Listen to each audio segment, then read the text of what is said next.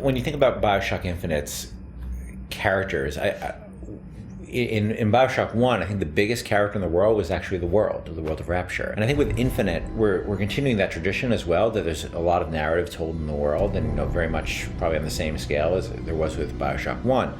But we also saw an opportunity to bring the dynamic element of the storytelling to the characters. And our challenge is, of course, is that we don't have a very presentational medium. I mean, you think about storytelling in a lot of games, you're thinking about going to a cutscene or being locked into place, and that's not something we really like to do.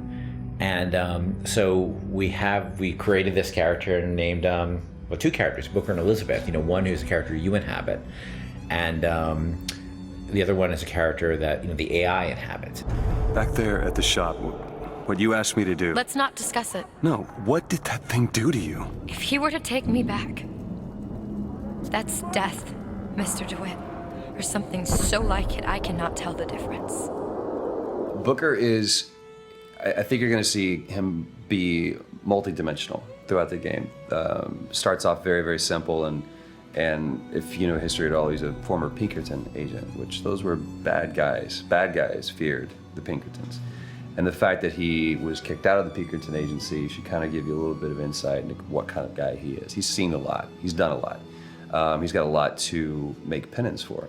And when he's presented this opportunity, which at first is just a job to him, of getting Elizabeth out of her gilded cage and taking her from point A to point B, that's where I think his journey starts, not just in a literal sense, but more of a metaphorical sense as well.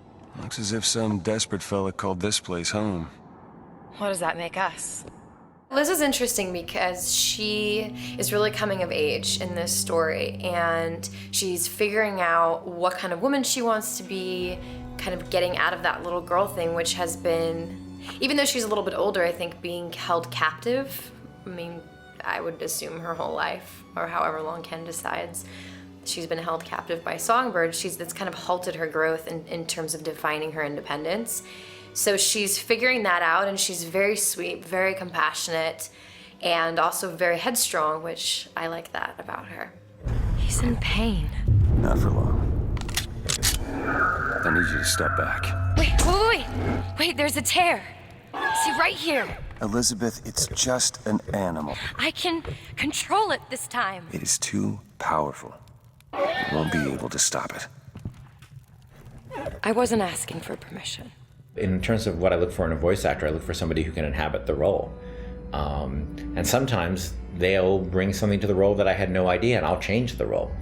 With both of them, I think I saw people who sort of inhabited the basics of what I saw in the character, but they're also very good at taking direction. They're very good at responding to feedback, and that's what I mean more. That it's less direction and more feedback, because a lot of times I don't even know what I want, and I'm just sort of saying, let's try in this area, and they're very open to that, and they're really generous in the process, and that's been incredibly helpful.